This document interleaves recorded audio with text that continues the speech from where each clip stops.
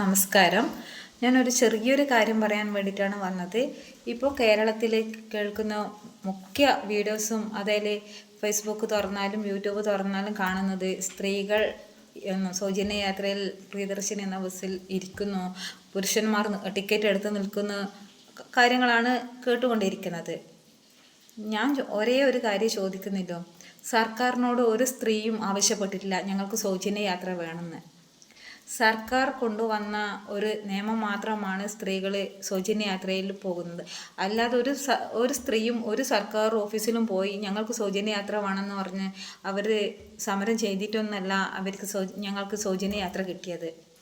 പിന്നെ അതേപോലെ തന്നെയാണ് പുരുഷന്മാർ. ഈ അവസരം പുരുഷന്മാർക്കാണ് കിട്ടിയിരുന്നെങ്കിൽ അവർ സൗജന്യ യാത്ര ചെയ്യുമായിരുന്നു.